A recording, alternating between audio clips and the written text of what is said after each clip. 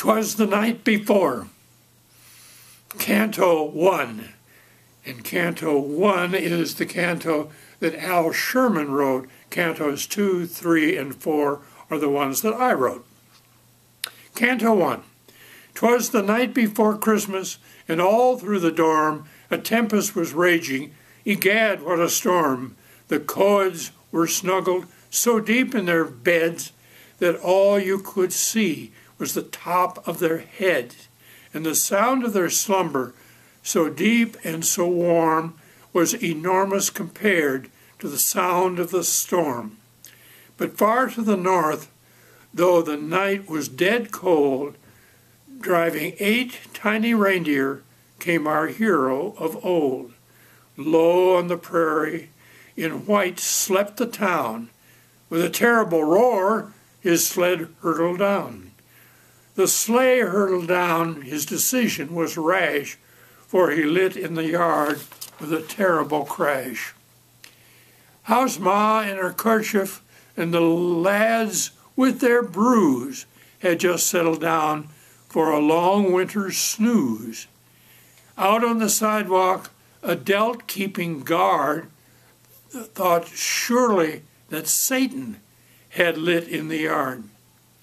And the daring young Delt, putting wings to his feet, forsook them completely and fell on his seat. Santa picked the boy up and straightened his pack, which, thanks to the Delt, had got on his back. And laying a finger to the side of his nose, with the air of a beta, to the chimney he rose. And then in Santa came with beard snowy white, but the girls chased him out. 'Twas a 1 o'clock night. But St. Nick, Canto 3, but St. Nick was persistent and entered once more. Sigma Chi that he was, he had been there before. So Santa came back with marvelous haste, for coeds had chased him, but he hadn't been chased.